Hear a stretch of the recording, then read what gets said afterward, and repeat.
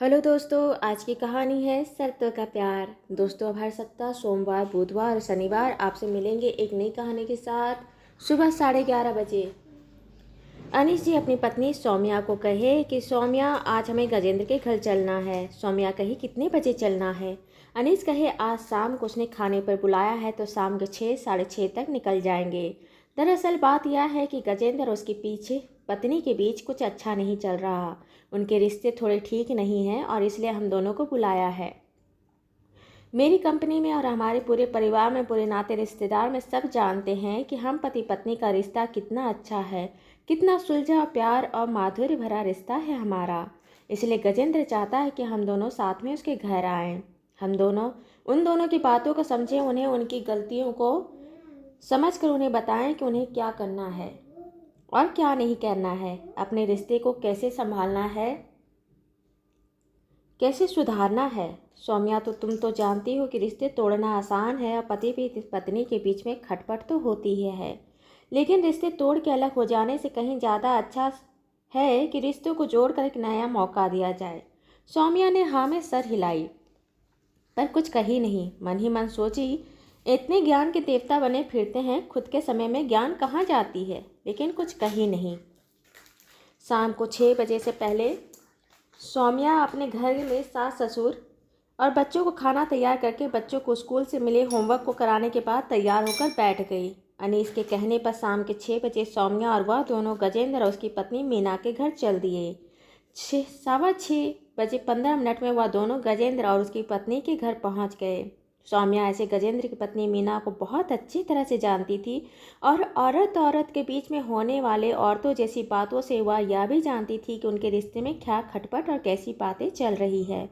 मीना से हुई बातों को सौम्या ने कभी अपनी बातों को नहीं पति को नहीं बताई, इसलिए अनीस को पता नहीं था कि सौम्या को गजेंद्र मीना के रिश्ते में होने वाले खटपट या उनके बीच में होने वाली समस्याओं का कुछ भी अंदाजा है। खैर, दोनों गजेंद्र और मीना के घर पहुंच गए। थोड़ी बहुत चाय नाश्ता होने के बाद अनीस कहा कि गजेंद्र अपनी बातें कहो और मीना भाभी आप भी अपनी बातें बोलो। आप दोनों जानते हो कि हमारा रिश्ता कितना सुलझा है। हमारे 10 साल के रिलेशन में हमारे बीच कभी कभार ही थोड़ी बहुत पकझक हुई है। ऐसे कोई बहुत बड़ा बात नहीं हुआ तो हम कोशिश करेंगे आपकी बात को समझने का, सुलझाने का। गजेंद्र अनीस का बात सुनते के साथ ही मीना की सारी बातें कहना शुरू की।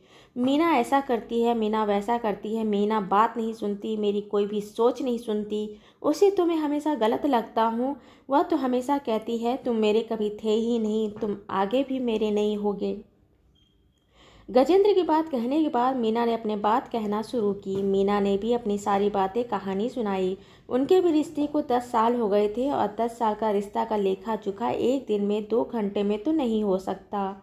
लेकिन उनके समस्याओं का एक छोटा सा रूप सौम्या और अनीस के सामने हुआ। कही उसके पति की तरफ से क्या गलती हो रही है, उसे अपने रिश्ते में क्या उम्मीद है और वह क्या चाहती है। गजेंद्र और मीना के रिश्ते में सिर्फ एक ही बात की प्रॉब्लम थी। गजेंद्र चाहता था कि मीना अपनी आंख बंद करके उसकी हर बात सुने और मीना चाहती थी कि गजेंद्र उसकी हर बात सुने। और परिणाम निकलता था कि दोनों एक दूसरे की नहीं सुनते थे, दोनों अपनी मन की करते थे और दोनों ही एक दूसरे का दिल दुखाते थे। उन दोनों के रिश्तों की खटास उनके परिवार, उनके खानदान के सामने था। जब खुद पति पत्नी का रिश्ता ठीक नहीं था, वह दोनों एक दूसरे के परिवार और एक दूसरे के खानदान को लेकर क्या चलते। ले देकर उनका परिवार, उनके खानदान के साथ उनके सारे रिश्ते खराब हो चुके थे। अनीस ने मीना और गजेंद्र की बातें सुनने के बाद कहा, मीना भाभी, मैं आप दोनों की बात को सुना। मैं तो एक ही बात कहता हूँ कि एक साथी को दूसरे साथी की लगभग हर बात सुन लेनी चाहिए। मीना भाभी, मैं आपसे एक बात कहता हूँ, बाहर पैसा कमाना आसान नहीं होता। आप कंपनी में से जब बैठते हो तो कंपनी वाले 100 रुपया देकर आपसे 200 रुपये के काम लेना चाहते हैं। 10-12 घंटे काम, कंपनी के काम में 1000 लोगों से मिलना होता है। 1000 लोग फ्री, टेंशन होती है। इतना टेंशन और इतना परेशान होने के बाद एक थका हारा मर्द से आप कितनी समझदारी की उम्मीद कर सकते हो। इसलिए समझदारी तो आपको ही रखनी पड़ेगी।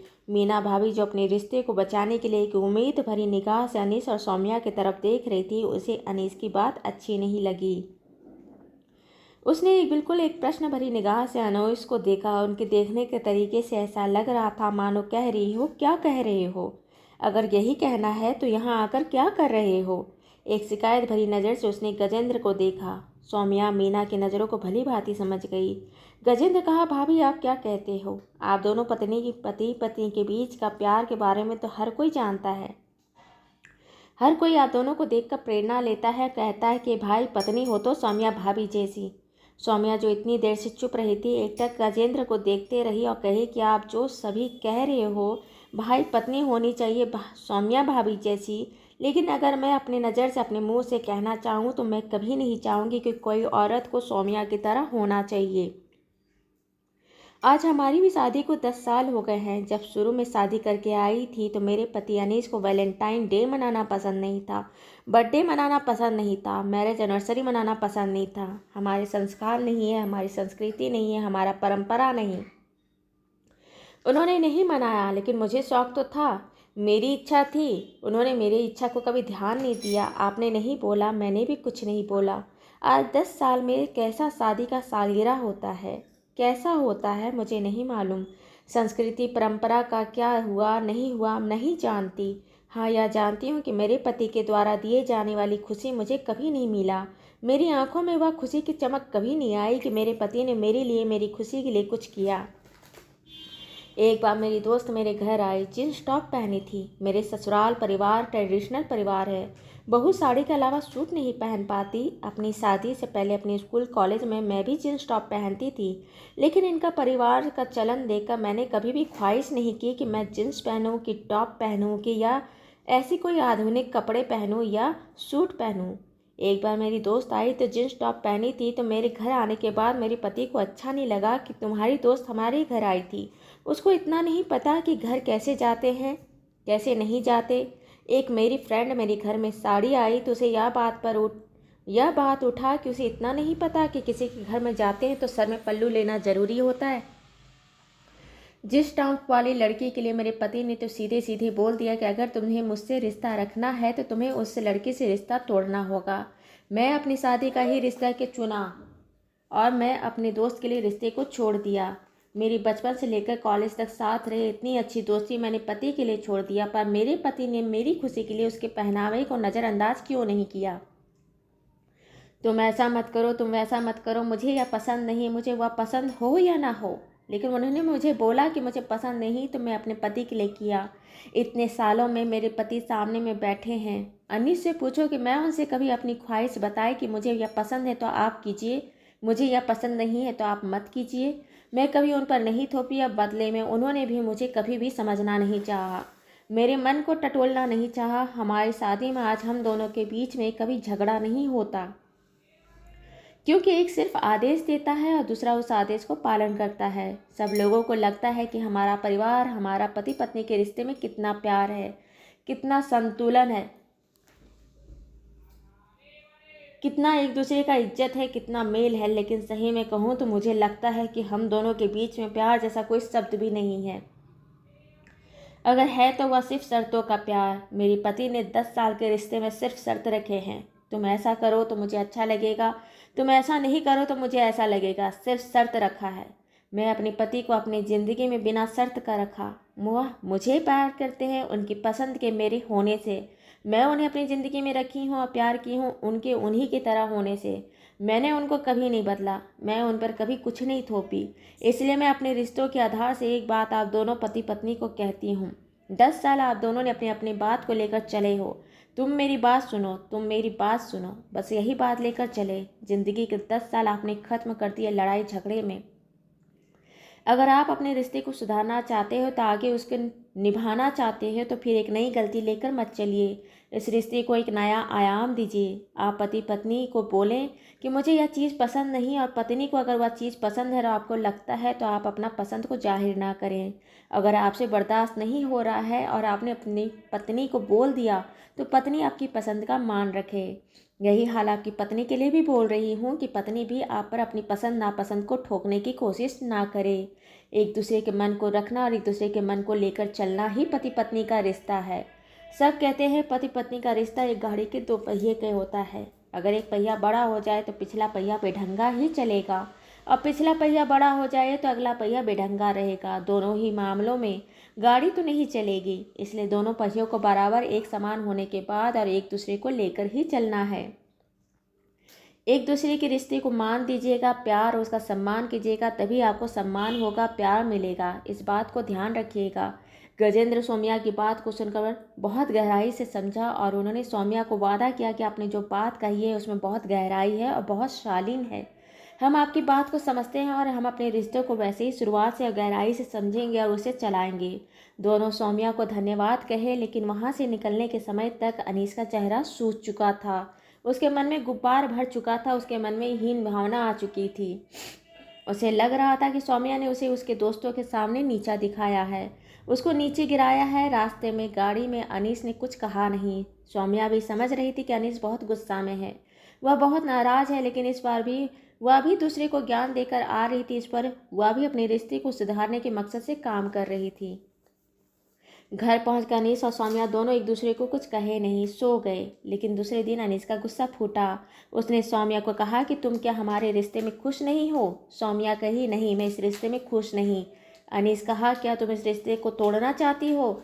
सौम्या बोली, अगर इस रिश्ते को मैं तोड़ना चाहती तो 10 साल के आपके परमिशन का इंतजार कर रही थी। आप वहाँ पर नहीं सुने कि मैं आपके दोस्त को क्या कही? एक दूसरे के मन को संभाल के चलना। मैं आपके परमिशन का इंतज़ार नहीं कर रही थी, मैं आपको लेकर चल रही हूँ और इस रिश्ते को भी बहुत महत्व दे रही हूँ। मैं सिर्फ इतना कह रही हूँ कि पति की नज़र में भी एक पत्नी की हैसियत और सम्मान और बराबरी होना चाहिए। आप इस बात को समझते हैं? अनीस ने इस पर कुछ कहा नहीं, लेकिन उसका अहंकार उसे झुकने भी नहीं दे रहा था। और यहाँ से शुरुआत हुई सौम्या और अनीस के रिश्ते में मनमुटाव और गलतफहमियों का दौर। दोनों का एक दूसरे से बातचीत बंद हो गया। दोनों एक कमरे में होते भी अजनबियों की तरह होते। घर में उनके साथ होना और ना होने का कोई महत्व नहीं था। इधर गजेंद्र मीना का जीवन में दोनों हर बात पर एक दूसरे से सलाह करते। अगर एक दूसरे को बात से लगता कि वह उस बात को बहुत पसंद करता है तो दूसरा उसे छोड़ देता, और दूसरे को लगता कि वह उसे पसंद है तो दूसरा उस पर दबाव नहीं डालता कि तुम अपनी पसंद को छोड़ दो। दोनों अपने रिश्तों को वैसे ही महत्व दे रहे थे, वैसे ही समझ रहे थे जैसे शादीशुदा जीवन का शुरुआती पल हो। दोनों फिर से एक दूसरे को समझ रहे थे। लगभग 15-20 दिन के बाद गजेंद्र ने अनीस को कहा कि पता है अनीस, मुझे अपनी शादीशुदा जीवन में बहुत मज़ा आ रहा है। मैं और मीना एक दूसरे के साथ अब बहुत मज़े से रहते हैं। हम दोनों मौका ढूंढते हैं और एक दूसरे के साथ होने का। हम सही में एक दूसरे के लिए ही बने हैं। सौम्या भाभी को हमारा बहुत बहुत धन्यवाद देना। उन्होंने वही बात बताई जो एक सही रिश्ते के लिए मायने रखता है। गजेंद्र के चेहरे पर आई खुशी उसके व्यक्तित्व और उसके रहन सहन और उसके हाव भाव पर भी झलक रहा था। अनीस समझा कि जो पत्नी एक टूटे हुए रिश्ते को बचाने में इतनी कामयाब रही है, उसके बात को लोग इतनी गहराई से समझ के अपने रिश्ते को बचाए, उस पत्नी की बात को मैं क्यों नहीं समझ पाया। आज वह अपनी पत्नी की बातों को गहराई से सोच रहा था, समझ रहा था, और उसने एहसास किया कि उसकी पत्नी सही कह रही थी। पति पत्नी का एक दूसरे के मन को लेकर चलना ही पति पत्नी के रिश्तों का आधार है। दोस्तों, ये कहानी आपको अच्छी लगी हो तो इसे लाइक करें, शेयर करें, सब्सक्राइब करें, और मिलते हैं एक नई कहानी के साथ एक छोटे से ब्रेक के बाद। धन्यवाद।